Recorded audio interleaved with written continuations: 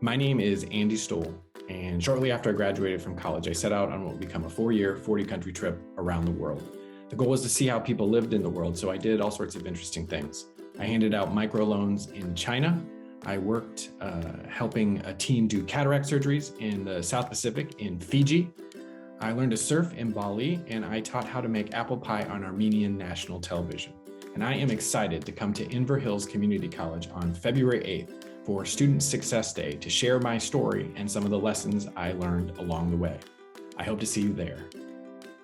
We're in the middle of traffic right now.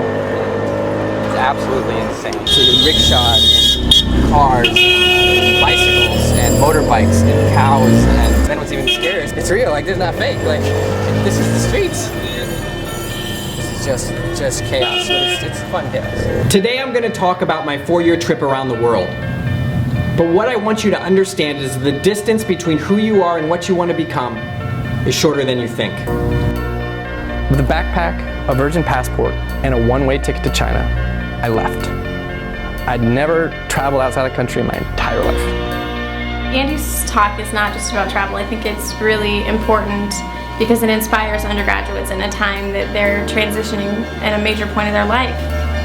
He does a great job of making you feel like you're capable of anything. I've definitely had struggles in the past and trying to decide what I want to do with my life, and I need to know right now. But then after listening to Andy's story, it's that life is not linear, that life throws so many different turns and curves in the road, and you just have to take risks. And I think that really resonated with me. I've had students in the past that ask me when he's coming to speak again because they want to come back and hear him again, and I'm the same way. I've came back 3 times, but I got something new every time.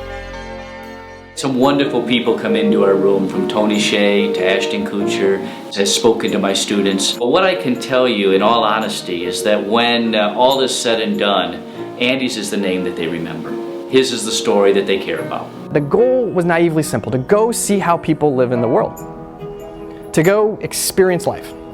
I wanted to understand how the locals lived, so among other things, I lived in a Buddhist temple in Korea, played an 18th century British soldier in a Bollywood movie, worked in a dress factory in Bangkok, worked on a 450,000 acre cattle ranch in Australia. Over here, go! I ended up living in a mud hut in Zambia with a guy who taught me how to farm maize.